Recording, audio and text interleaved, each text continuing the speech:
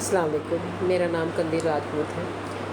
میں 2 دن سے ایک ویڈیو دیکھ رہی تھی، وہ نظر سے گزری میرے کہ ایک بچے نے خودکشی کی اور ساتھ میں باپ اور ماں بھی اس کے ساتھ ہلاک ہوئے، ایک موبائل کی ضد سے کہ مجھے آئی فون چاہیے، اور وہ کھائی میں بچہ بھی گرا اور اس کے ساتھ وہ باپ بھی اور پھر ماں بھی۔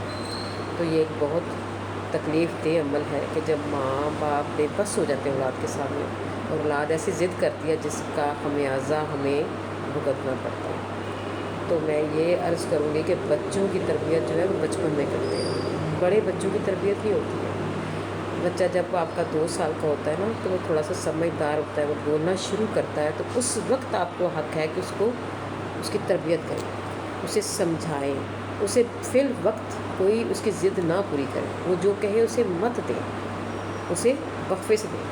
اگر آپ سمجھ لیں کہ اگر آج اس نے کچھ مانگا ہے، اسے کل دیں، پرسوں دیں ضرور، لیکن فی الوقت نہیں۔ جب ہم بچوں کی جائز ناجائز خواہشات پوری کرتے ہیں، ہم یہ مشن رکھ لیتے ہیں کہ ہمارا بچہ ہے تو کچھ بھی کہہ سکتا، تو ہم اس کو فی الوقت پوری کرتے ہیں، اور جب ہمارے پاس گنجائش نہیں ہوتی، یا جب ہمارے حالات ایسے نہیں ہوتے، یا پھر فی الوقت ہم اس وقت دے نہیں سکتے، تو بچے ایسے ہی سنگین قدم اٹھاتے ہیں۔ تو اس بات کو کبھی بھی ہلکا مت لیجیے، کیونکہ ہمارا بیچا پیار لاڈ ہمیں یہ ایسے دن دیکھنے کو مجبور کرتا ہے۔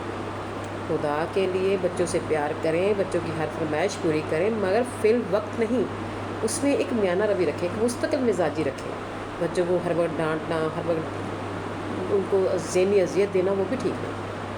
ماں باپ بچوں کی وجہ سے پریشان ہوتے ہیں، اس لیے کہ وہ بچوں کو سمجھتے نہیں، بچوں کو کمپنی نہیں دیتے۔ آپ نے بچوں کو خود سمجھیں تاکہ بچہ آپ کو نقصان نہ دے۔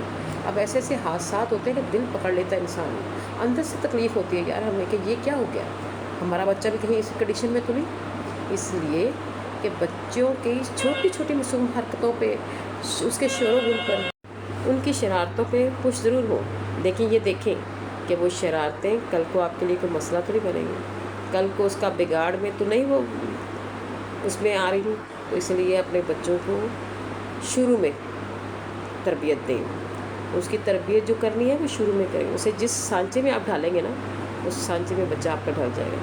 میرا جو یہ ماننا ہے کہ آپ شروع کے 2 سال اپنے بچے کو دے دیں، اسے سمجھیں، اس کی تربیت میں لگا دیں، وہ ساری زندگی آپ کو دے دے گا، وہ آپ کے بغیر نہیں رہ سکے گا۔ آپ کی محبت میں، آپ کے پیار میں وہ بھی اسی طرح ہی ہوگا جیسے آپ اس کی محبت اور پیار میں ہیں۔ تو اس لیے اپنے بچوں کو ٹائم دیں، اور ایسے واقعات نہ ہوں۔ یہ واقعات جو ہوا ہے، یہ ہم ماں باپ کی سمجھ لیں کہ غلطی ہے کہ ہم اپنے بچوں کو وہ جو ہوتی ہے نا فی الوقت فوری حاضر ہو جانے والی بات، وہ نہ کریں۔ ان کی فرمائشیں پوری کریں، ان کے خواب پورے کریں، ان کے ساتھ سپورٹ دیں، لیکن فی الوقت والی جو عادت ہے نا کہ وہ فوری والی عادت نہ کریں۔